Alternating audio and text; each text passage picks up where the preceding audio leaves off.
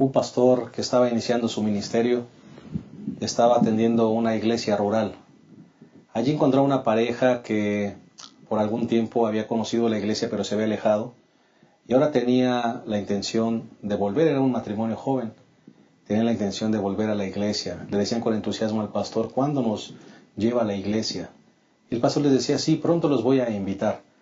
Lo que ellos no sabían es que el pastor estaba tratando de alargar que ellos llegaran a la iglesia, porque la iglesia estaba sumida en tremendas controversias, conflictos y divisiones entre los miembros. Así que el pastor decía: sí, vamos a esperar unas semanas más, vamos a seguir estudiando. ¿Cuál fue su sorpresa? Que al siguiente sábado él estaba en el púlpito a punto de predicar cuando ve a la pareja llegar a la iglesia. Y el pastor se sorprendió y solamente en una oración silenciosa le dijo a Dios: Dios, haz algo con estas personas a pesar de esta iglesia. Lo interesante es que a la siguiente vez que se encontraron y platicaron, ellos estaban felices y decían: es que sentimos la presencia del Espíritu Santo en esta iglesia.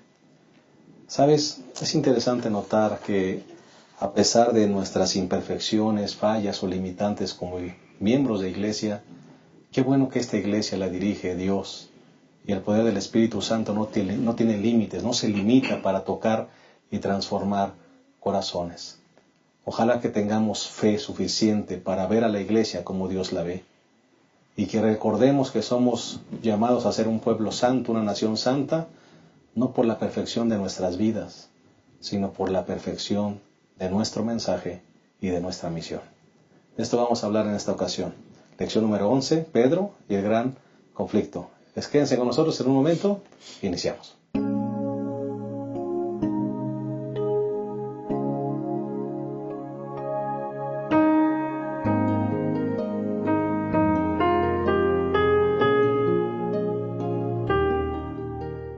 Nos da una gran alegría el tenerte con nosotros una vez más.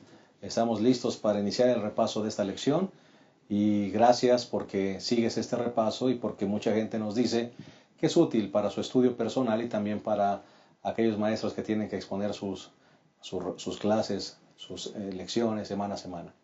Queremos dar la bienvenida también a nuestros dos colegas de este panel, el pastor Abraham Ramírez, quien ya es de casa, y nos da una gran alegría, pastor, tenerte con nosotros una vez más. Gracias, pastor. Sí, ahora la lección es Pedro y el gran conflicto. La semana pasada veíamos cómo Pablo hablaba en sus escritos, en sus cartas, acerca de este conflicto. Ambos lo vivieron. A Pedro muy significativamente Satanás lo buscaba para atacarlo y sucumbió, pero al final, siempre hay que ver el final. El final, Pedro ganó con Cristo Jesús. Hay que tener valor moral para hablar, pastor. Y me parece que Pedro tenía suficiente valor moral para hablar, ¿verdad? Así es. Gracias, pastor. Y tenemos ahora a un invitado muy especial, el pastor Javier Muñoz, actual presidente, recién nombrado presidente de la Misión Mexiquense. Así es, pastor. Qué alegría tenerte con nosotros, pastor. Gracias, pastor Edgar. Pues aquí estamos nuevamente. Gracias por las invitaciones que se nos han hecho en otras ocasiones y poder analizar esta lección. Justamente como el pastor Abraham menciona, Pedro y el gran conflicto. ¿Quién más autorizado para hablar del conflicto, no? Así que Pedro, por su propia vida, pues nos habla, está autorizado para hablarnos lo que eso significa. Si nosotros pudiéramos ver las cartas de Pedro, no nos imaginaríamos lo que él vivió. Exacto. Pero nos está hablando un hombre con autoridad, un hombre con experiencia. Y él sabe cuán fácil es caer en los engaños de Satanás, cuán real es esa lucha. Y bueno, yo creo que va a ser una lección muy interesante que nos va a ayudar a nosotros también a enfrentar el gran conflicto. Vale la pena escucharlo. Claro. Vale la pena escucharlo. Vamos entonces, como cada semana, a proveer el bosquejo de nuestra lección en 3 sencillos puntos, comenzando con el primer punto, pastor Muñoz. El primer punto tiene que ver con el propósito del pueblo. Correcto. Un pueblo con propósito, ¿verdad? Qué bueno saber que somos un pueblo con propósito, pastor. Sí, así es. Saber que Dios siempre ha tenido un pueblo especial. Aun cuando Abraham era solo una persona, de ahí surgió el pueblo de Dios. Y siempre hay características que van a tener esos llamados por Dios. No es ninguna ventaja con respecto al resto de la humanidad, sino sencillamente es para cumplir una misión. Exactamente, exactamente. Como decíamos, lo perfecto de esta iglesia no somos los miembros ni los dirigentes, es su misión, ¿verdad? Pueblo con propósito. Pastor Abraham. Sí, pastor, el siguiente punto sería ataques del fin del tiempo. El pueblo de Dios siempre ha sufrido ataques y creo que lo hemos experimentado cada uno de nosotros.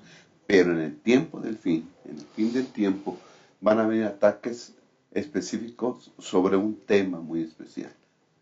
El regreso de Cristo Jesús. Habrá burladores, habrá personas que se burlarán de los que creemos en el pronto regreso de Cristo Jesús. Pero, ¿qué tenemos que hacer? ¿Cómo podemos mantenernos firmes? Es lo que vamos a ver a continuación. Correcto, y tiene mucho que ver con el tercer punto, pastor. El tercer punto lo hemos mencionado, lo hemos llamado así: segura ancla, segura promesa.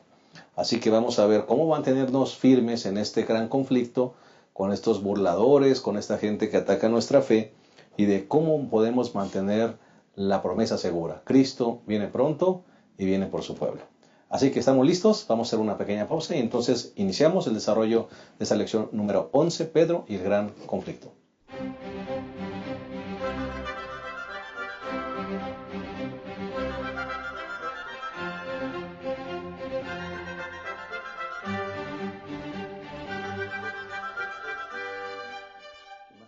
Bien, estamos listos. Vamos a iniciar el desarrollo de la lección número 11, Pedro y el gran conflicto, no sin antes pedir la bendición de Dios. Acompáñenos por favor en esta oración.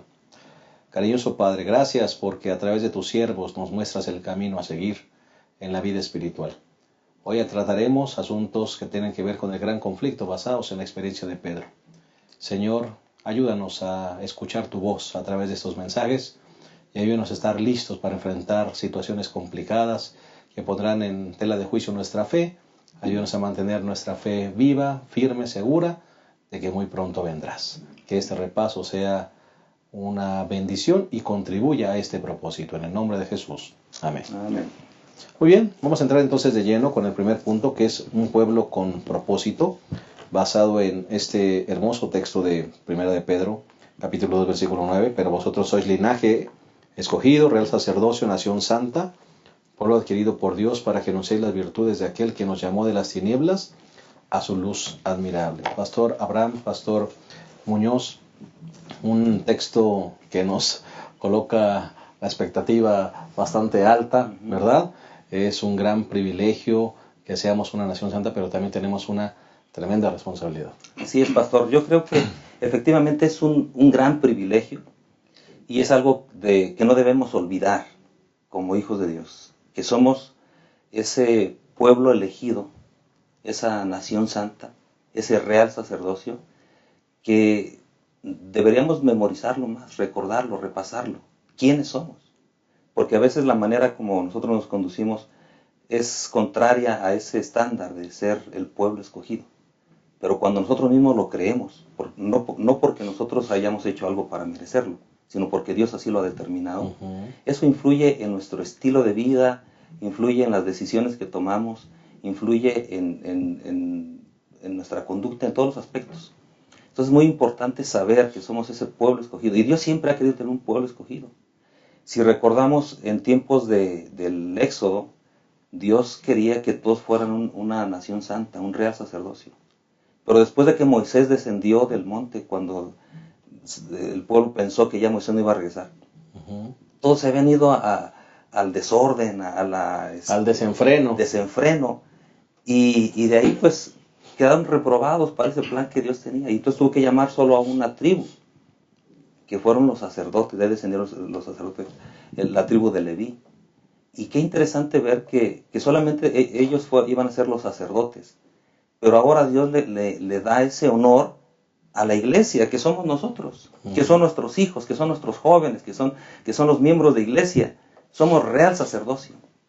Ya no se depende, como en aquel tiempo, de un sacerdote. Por eso hay quien habla del sacerdocio de todos los creyentes. Porque a veces los mismos miembros de iglesia dicen, pues el pastor, como si fuera el sacerdote, ¿no? Haciendo un comparativo. Pero se nos olvida que somos real sacerdocio, todos los miembros. Todos.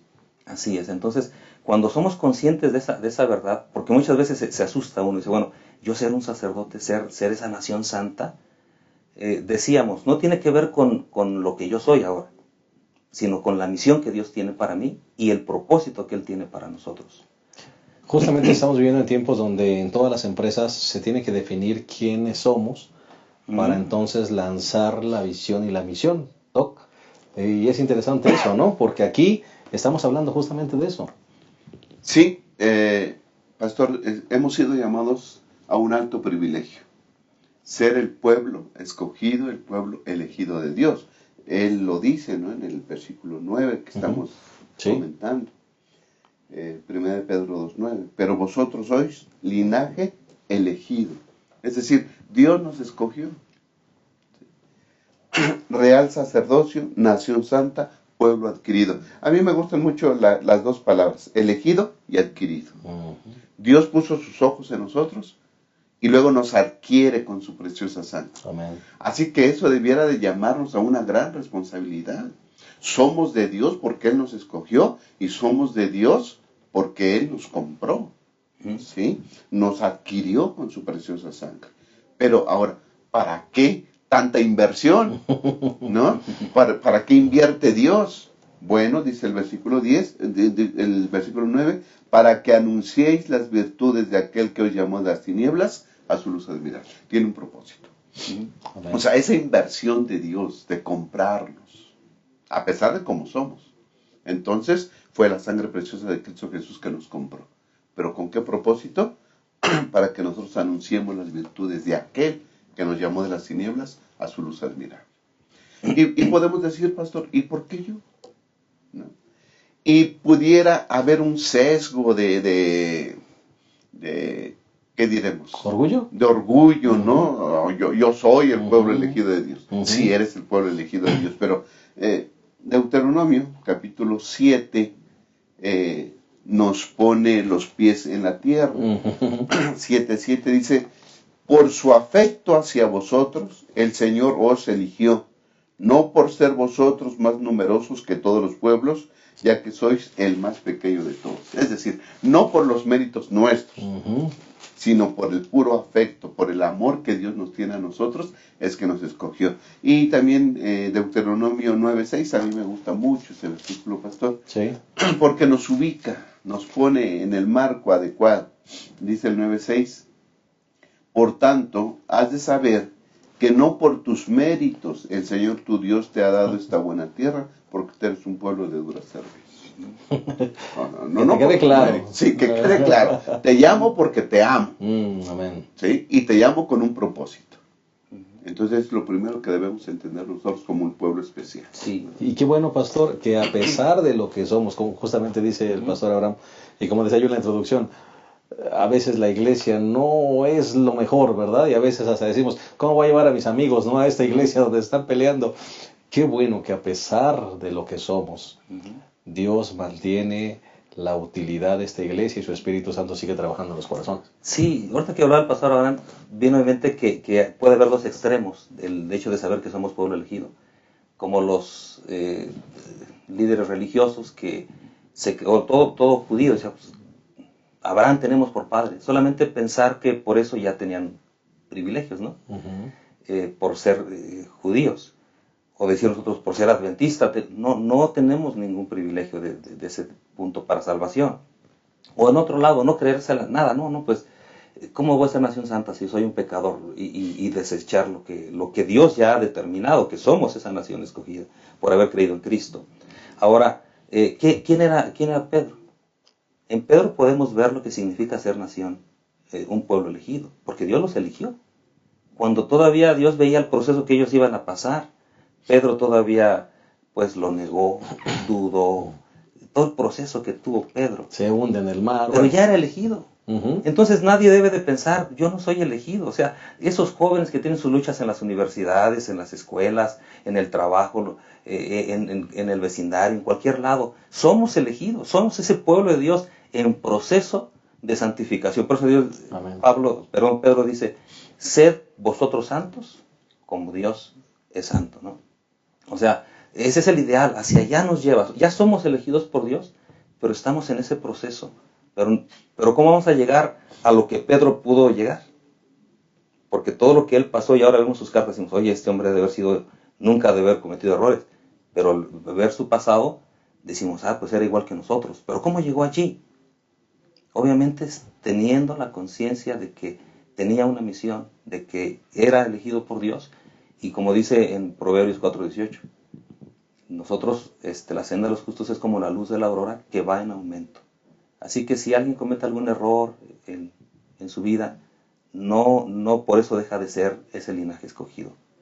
Con la ayuda de Dios se cumplirá el propósito si él se mantiene tomado de la mano de Dios. Y es lo que vamos a ver un momento. Y ahí está justamente la clave. Solamente que dé la espalda completamente y se quede derrotado, entonces determinará su futuro. Pero mientras regrese, se tome la mano de Dios, todavía hay esperanza. Sí, pastor. Algo sucede cuando estamos cerca de Dios, cuando estamos cerca de Cristo. Lo que le sucedió a Pedro allá, ya lo hemos comentado, junto al mar, ¿no? Aléjate de mí que soy pecador. Pero al mismo tiempo lo tenía agarrado. Eso es lo que tenemos que hacer, ¿no?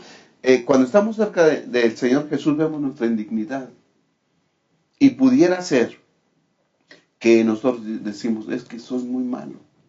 Soy indigno de ser parte de este pueblo, soy indigno de ser parte de esta iglesia, he pecado mucho. Y puede venir eso. Pero no tenemos por qué pensar de esa manera, porque el Señor nos acepta. Y hasta cierto punto es natural que cuando estamos ante lo santo, podamos percibir nuestra indignidad. ¿Sí? Pero tengamos confianza, y Pedro, el que está hablando, ¿sí? Pues le pasó eso. Él se sintió indigno, y después negó al Señor 3 veces, y después tuvo que decirle, Señor, te amo. Es decir, el fracaso en la vida espiritual que pudiéramos tener no determina que Jesús nos haga a un lado. Él nos acepta otra vez y lleva, y el que comenzó la buena obra, como dice Pablo, la terminará por su amor hacia nosotros. Bendito sea su nombre. Y Pastor Abraham, me gustaría, antes de que terminemos este segmento, no me gustaría que nos fuéramos, mencionábamos aquí detrás de cámaras, lo importante que es saber quién eres, porque eso determina tus decisiones. Habla un poquito, cerremos este segmento. Sí, pastor. Nosotros ya hemos visto que somos un pueblo elegido, una nación santa. Y creo que es importante que nos la creamos. ¿Quién eres? Soy pueblo santo. Soy un pueblo elegido. Dios me eligió y Dios me compró.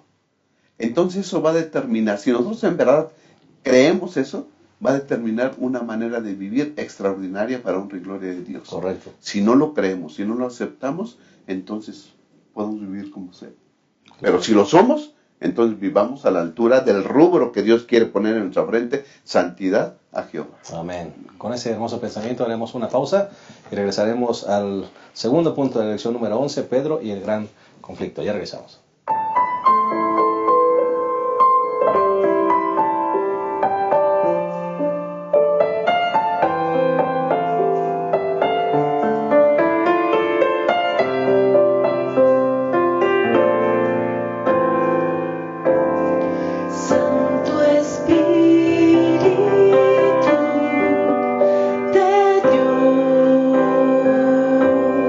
Ven y llena hoy mi corazón.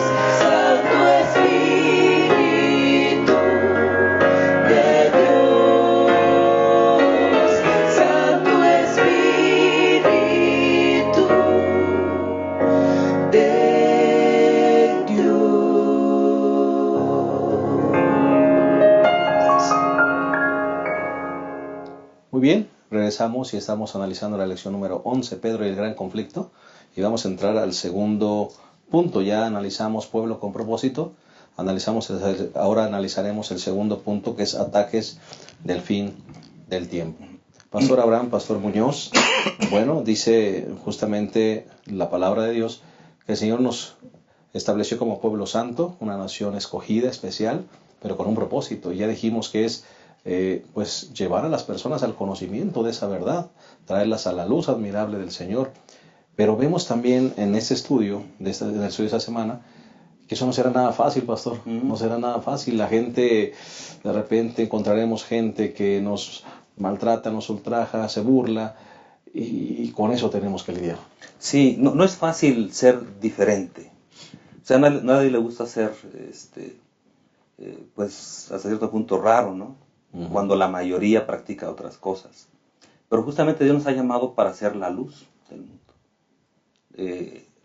Nos menciona la lección de esta semana que anteriormente, pues, ya vivimos mucho tiempo de una manera descuidada. Menciona aquí en 1 Pedro capítulo 4, dice que bastante tiempo habéis vivido ya según la voluntad de los gentiles, andando en desenfreno, liviandades, embriagueces, glotonerías, disipación y abominables idolatrías. Ahora, ¿qué pasa cuando alguien se convierte? Lo ven raro.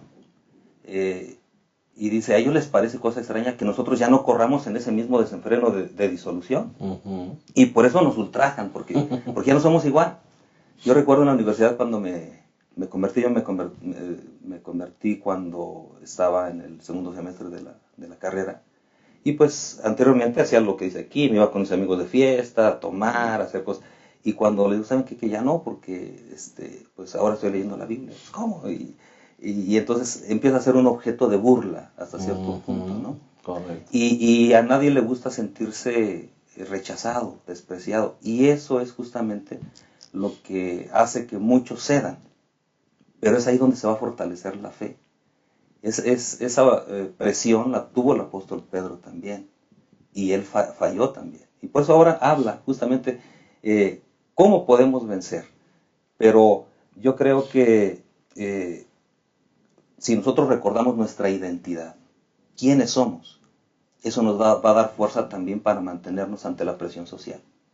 Porque muchos dicen, bueno, ¿y yo por qué? Algunos jóvenes, ¿por qué no puedo ir a tal lugar? ¿O por qué no puedo hacer esto? Si mis amigos sí lo hacen, ¿no? Ellos van aquí o allá. Como si la iglesia se los prohibiera. Sí, y no es la iglesia, sencillamente es la identidad, ¿no? ¿Quién eres, no? ¿Quién eres? ¿Quién eres? Si tú eres un pueblo, y él lo entiende, entonces ya no tiene que preguntar nada. Exacto. Porque dice la palabra de Dios ahí en San Juan capítulo 17, estás en el mundo, pero ya no eres del mundo. Mira la herencia que vas a recibir, los otros no. Entonces cuando nosotros entendemos esta identidad de que somos esa nación santa, como decíamos, no porque seamos perfectos. Un joven que está en proceso no es perfecto, pero ya es linaje escogido. Amén. Y finalmente alcanzará la promesa que Dios nos ha dado. Así que vale la pena recordar nuestra identidad para poder soportar a veces las burlas, las presiones que tengamos que sufrir nosotros. ¿Y quién mejor para hablar de eso si no es Pedro, verdad? Que hablando de presión de grupo y hablando de presión social y mantenerse firme, ¿quién mejor puede hablarse de fracasos si no es Pedro? Sí, pastor, quien nos escribe ahora, Pedro, pues experimentó el fracaso. 3 veces negó al Señor en un solo día. Pero tuvo que regresar. Jesús lo regresó, ¿no? Amén. Esa es la esperanza que tenemos, que si caemos, el Señor nos va a levantar. No es fácil vivir en un mundo donde los demás, la mayoría, no viven como tú vives. Cuando aceptamos a Jesús, aceptamos también un estilo de vida propio. Correcto. De un cristiano. Y Cristo nos manda a vivir para nuestro bien, nos manda cosas, que nos abstengamos de cosas malas, nos van a perjudicar, y nos manda a vivir una vida de acuerdo a su voluntad, pero que también es para nuestro beneficio propio. Pero a veces no lo queremos aceptar, nos gusta la disipación, y cuando otros ven que tenemos un estilo de vida especial, yo digo especial, pues les parece extraño, ¿no? Dice el versículo 4, 4:4 de primera de Pedro. A ellos les parece extraño que vosotros no corráis en el mismo desenfreno. Les parece extraño que no bailemos, que no tomemos, que no fumemos, que no usemos drogas, que practiquemos la sexualidad de otra manera. Les parece extraño.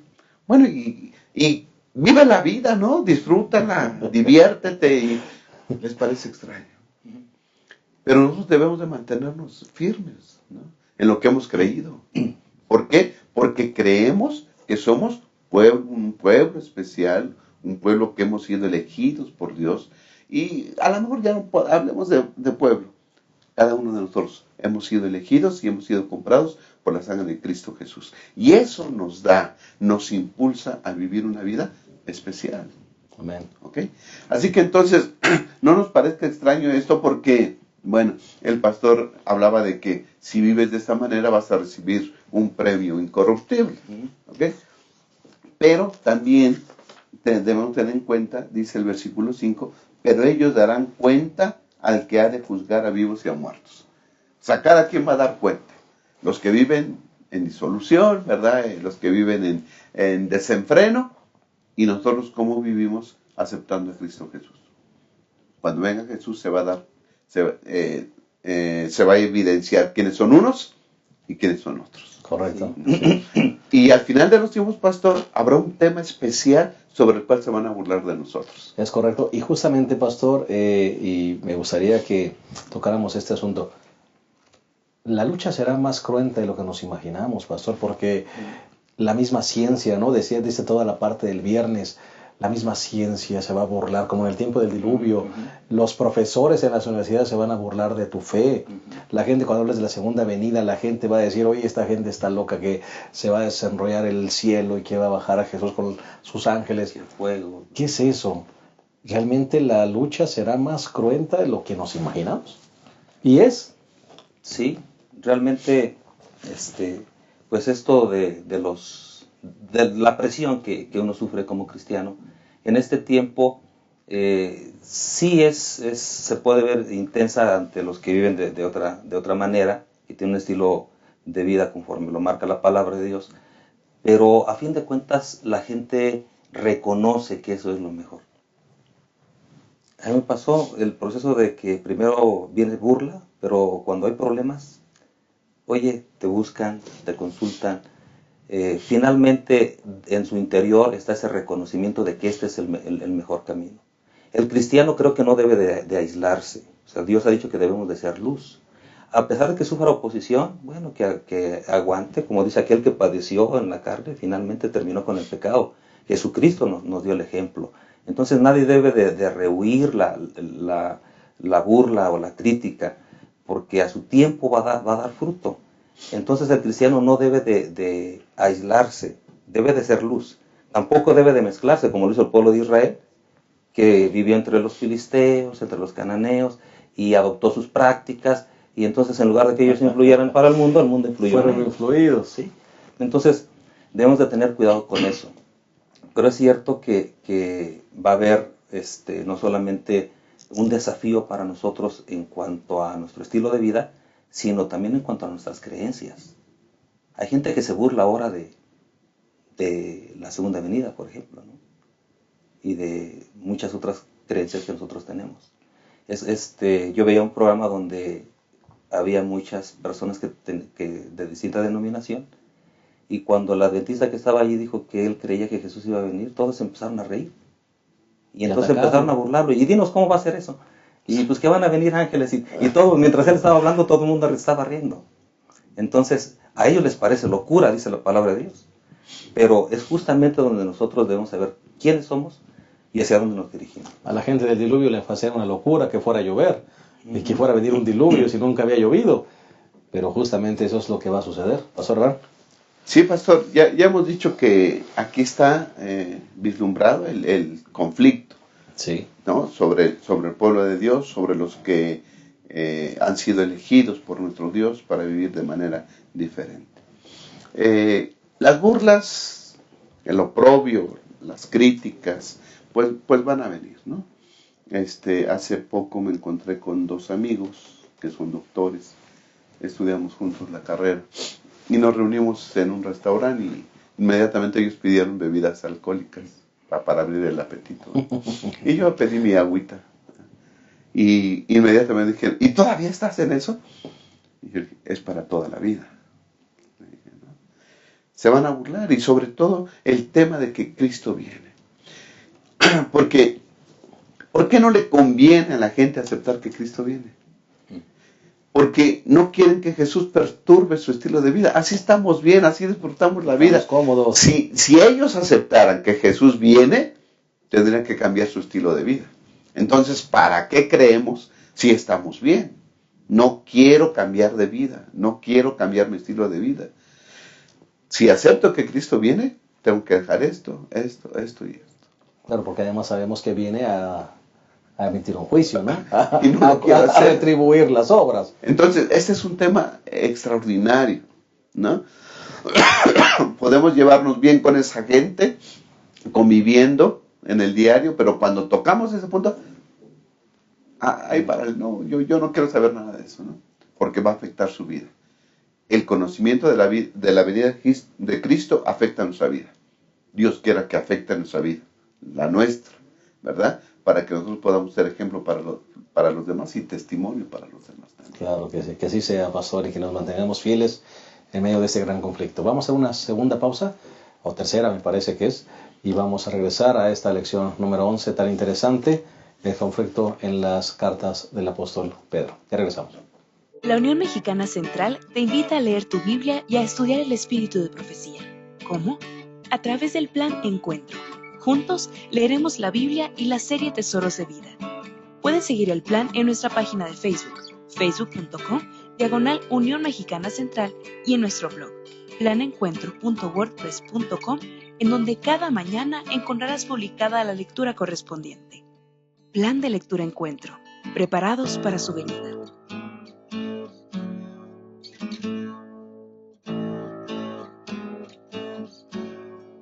Hemos llegado a la tercera y última parte de nuestra lección, Pedro y el gran conflicto, lección 11. Y bueno, vamos a continuar con esta línea de pensamiento. Somos un pueblo especial, un pueblo con propósito. Y en este cumplimiento de la misión, el ataque será constante, no será fácil. Pero ahora vamos a entrar al tercer punto, segura ancla, segura promesa. ¿Cómo le hacemos para mantenernos firmes en este gran conflicto? ¿Cómo le hacemos cuando vengan burlas en contra de nuestra fe? ¿Cómo le haremos para que nos mantengamos firmes cuando la ciencia y toda la gente intelectual ataque nuestras creencias o nuestros principios bíblicos? ¿Qué vamos a hacer? ¿Cómo vamos a reaccionar? ¿En dónde estará puesta nuestra fe? Serán preguntas que trataremos de responder en este tercer punto, pastor. Sí, pastor, claro, el apóstol Pedro nos responde eso. ¿En qué finalmente basó su experiencia cristiana que le dio la victoria? No fue en su capacidad, en su sinceridad, ni siquiera en sus experiencias, porque él dice, aquí en segunda de 1 Pedro 1:16, porque no hemos seguido fábulas ingeniosas, cuando os hemos hablado del poder y de la venida del Señor Jesucristo, sino que fuimos testigos. Primero él dice, nosotros lo vimos, cuando él se transfiguró, y las experiencias son muy buenas. Pero él entiende que más allá de las experiencias, hay algo más concreto todavía, que dice, además tenemos la palabra profética más segura, a la cual hacéis bien en estar atentos, como a una antorcha que alumbra en lugar oscuro. Me da cierta risa porque él lo entendió, lo tuvo que entender. Fue uno de los que, a veces como cuando alguien va a la iglesia y le preguntan de qué trató el tema. Estuvo muy bonito, pero ¿de qué trato? No sabe de qué trato porque le entró por un oído y le salió por otro. Cuando Jesucristo les dijo a él, el Hijo del Hombre va para ser entregado, y después están pidiendo, Señor, ponnos uno a tu derecha y otro a tu izquierda. No te estoy diciendo que voy para ser crucificado. Cuando le dijo, Pedro, Satanás te está pidiendo para zarandearte como a ti. Yo digo, si él hubiera atendido a la palabra de Dios, de Jesús, hubiera dicho, Señor, explícame eso, ¿no? ¿Cómo es que voy a ser zarandeado? ¿Por qué dialogar la palabra? Como que no escuchaba la palabra. Pero parecía que no escuchaba la palabra. O sea, es como el que va a la iglesia y estuvo bonito el tema, pero no escuchó nada. Así estaba Pedro. Pero ahora dice, a la cual hacéis bien en estar atentos, como una antorcha. Ahora, él entiende eso. Y nuestra experiencia, o mejor dicho, la victoria la vamos a tener mientras más leamos la palabra de Dios. Amén. Hace rato decíamos que la ciencia nos va a aporrear, porque nos va a dar evidencias que van a echar abajo nuestras creencias si no estamos cimentados en la palabra. Un poeta dice, los engreídos sabios infatuados que le niegan, inspiran compasión. Son pobres necios, ciegos y cuitados, huérfanos de luz y de visión. Bueno, pero ¿cómo podemos saber que ellos son huérfanos de luz y de visión? Si nosotros tenemos la base bien en la palabra de Dios. De otra manera, no tenemos un ancla y cualquier creencia, cualquier enseñanza que nos den, nos va a mover. Por eso muchos dejan de creer en la segunda venida, dejan de creer en lo que se les enseñó de niños, porque no se han cimentado en la palabra. Pedro lo entendió. Pedro dice, estén atentos. Yo, cuando Jesús me habla, a veces ni caso hacía, ¿verdad? Pero ahora estén atentos. Porque eso es nuestro... Y Dios permita que los jóvenes, niños que miran también este repaso y que luchan en las escuelas. Pastor Abraham, ojalá nos platiques un poquito de tu experiencia con el profesor que tenía 27 puntos en contra de tus primeros capítulos de Génesis. De Génesis, sí, era un maestro se burlaba de los que creíamos en Cristo. La primera, le estaba contando que la primera vez que llegó al salón, ¿quiénes son borregos?, preguntó. Nadie, ¿verdad? Todos somos jóvenes. Sí, ¿quién cree en Dios? Porque los que creen en Dios son borregos. Pues entonces algunos levantamos la mano, ¿verdad? Porque creemos en Dios. Pues son borregos.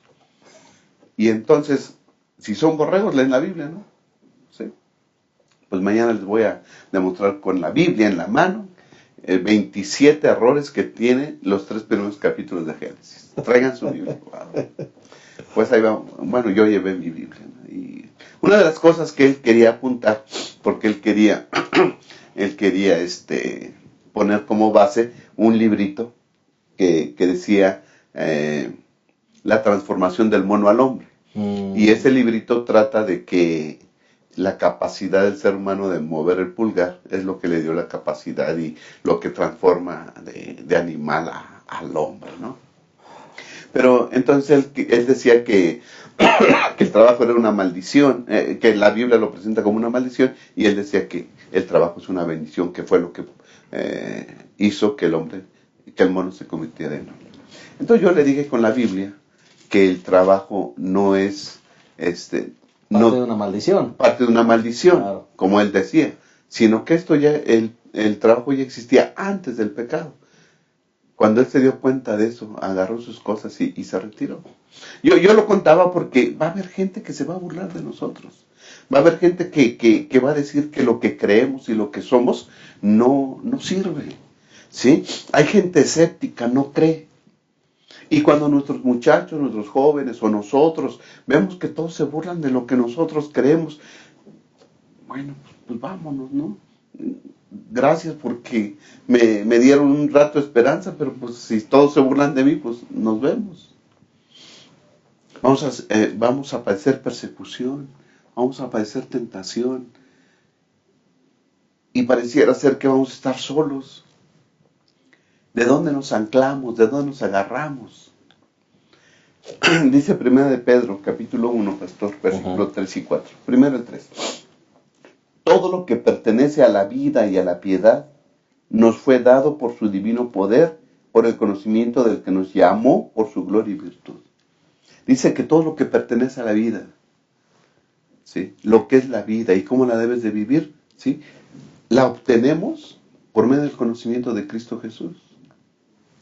Y el versículo 4 dice, por este medio nos ha dado preciosas y grandísimas promesas para que por ellas lleguemos a participar de la naturaleza divina, habiendo huido de la corrupción que está en el mundo por causa de los malos deseos. Escuche. ¿Cómo podemos aprender a vivir correctamente? A través del conocimiento de Cristo, a través de las grandiosas promesas que Él nos da. Y las promesas que Él nos da, nos dice, yo te elegí, yo te escogí, yo te compré. ¿Sí? Ahora, si yo te compré, si yo te elegí, te voy a cuidar. Voy a estar contigo, te voy a proteger. Qué maravillosas promesas. Y vivir así, aunque los demás digan otras cosas. Yo te compré, yo te elegí. Oh, es bálsamo para nosotros. No soy extraño, soy especial. ¿Sí? Entonces, eso nos lleva a vivir. ¿Y dónde está eso? Aquí en la Biblia. Hagamos caso a las promesas del Señor Jesús. Nunca vamos a estar solos. En este conflicto nunca estamos solos y vamos a ganar. Amén. Y vamos a ganar. Amén. José Muñoz, ¿qué te parece? Definitivamente algo bastante interesante y yo creo que la lección también no termina justamente con esto. Jesús va a venir. Jesús vendrá por segunda vez.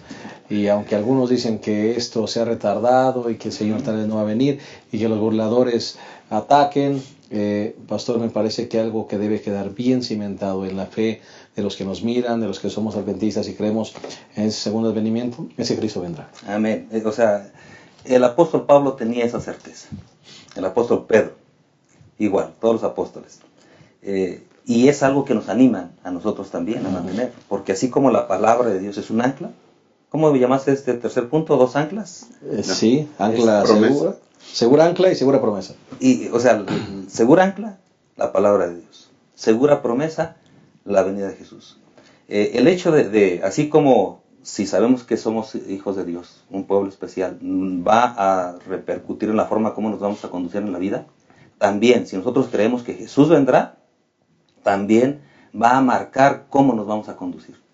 Ahorita viene a mi mente una historia de la historia denominacional, cuando antes del gran chasco, que todos los cristianos estaban predicando que Jesús venía en ese momento. Pero uno de ellos fue a ver a uno de los que decía creer esto, para que le vendiera algo de su huerta, y él dijo, no la vendo hasta el próximo año. Y entonces él se fue y dijo, ese que dice que Jesús vendrá, no cree lo que predica. Porque si lo creyera, no estaría haciendo planes más allá, ¿no? Entonces la manera como nosotros nos conducimos dice si estamos creyendo o no que Jesús viene pronto. Correcto. Ahora, es una gran bendición el tener esta esperanza viva.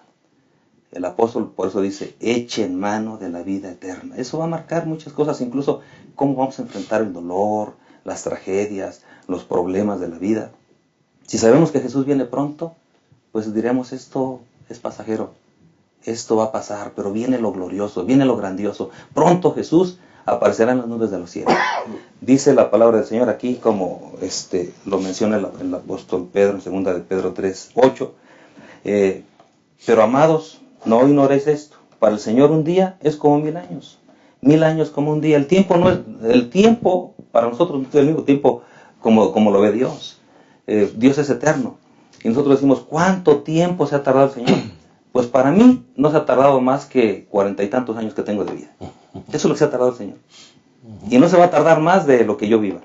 Así es. Y si no me toca verlo en vida, cuando yo despierte, solamente pues habrá pasado ese tiempo.